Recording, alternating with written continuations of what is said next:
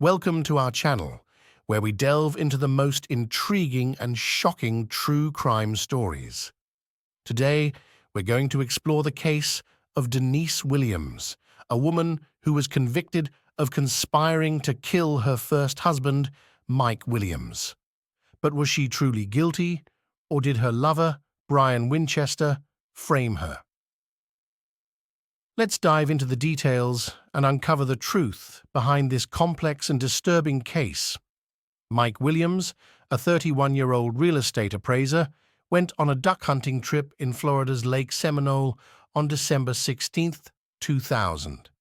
He had planned on just spending a few hours on the water before returning home to go on a weekend anniversary trip with his wife. But he never made it back. When his family learned Mike had disappeared, his father-in-law went out to search for him and found his boat abandoned on the water and his vehicle still on the shore. But there was no sign of Mike.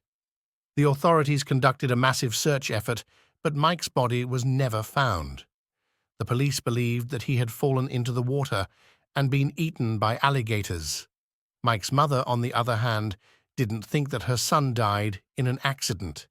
She believed that Mike was a victim of foul play. So she implored the police to investigate.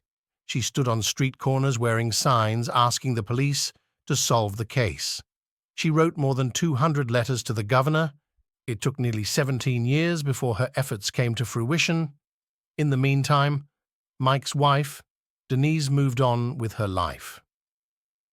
Within 6 months after his disappearance, Mike's waders, flashlight, and hunting jacket with his hunting license were recovered from the lake.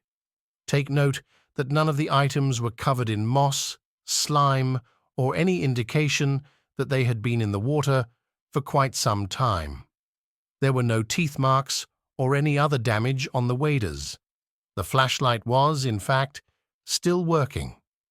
Coincidentally or not, the discovery was just in time for the court hearing regarding Denise's request for Mike to be declared legally dead.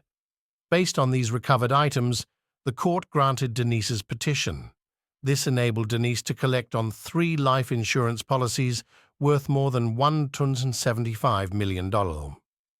In 2005, she married Mike's best friend, Brian Winchester. The investigation into Mike's disappearance was reopened several times. An expert explained that alligators don't feed during winter. Mike's body hadn't been eaten. It was missing. In addition, the boat was discovered with its engine off, but the gas tank was full. If Mike had fallen off the boat, it should have run around in circles until the fuel had run out.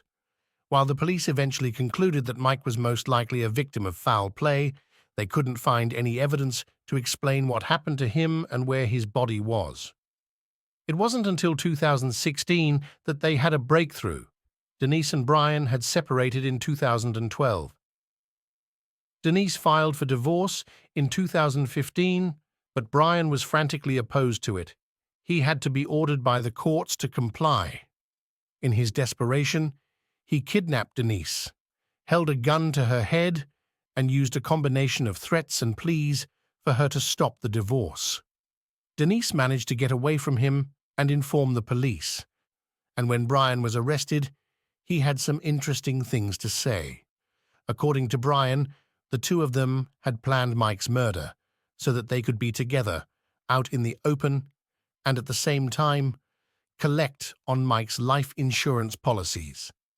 Due to Brian's testimony, Denise was tried and found guilty of conspiracy to commit murder, first-degree murder, and being an accessory after the fact. She was sentenced to life in prison. However, in 2019, the First District Court of Appeal overturned her murder conviction, citing a lack of evidence that Denise was a principal to the murder. The appeals court ruling stated that the state failed to produce competent and substantial evidence to prove that Denise Williams was involved in the murder. The court also noted that Denise's only allegedly culpable conduct was considering ways to kill Mike, developing an alibi, and agreeing to encourage Mike to go hunting with Brian. these actions did not constitute commanding or impelling Brian to commit the murder. In 2021, Denise Williams was sentenced to 30 years in prison for conspiracy to commit murder. Despite the conviction, the question remains, is Denise guilty or was she framed by Brian? Denise's actions, while suspicious, do not necessarily imply guilt. The prosecution's reliance on Brian's testimony, which was obtained through a plea deal, raises doubts about the reliability of the evidence. What are your thoughts on this? Please share them with us in the comments below. Thank you for joining us on this journey into the world of true crime. Don't forget to like and subscribe for more true crime content.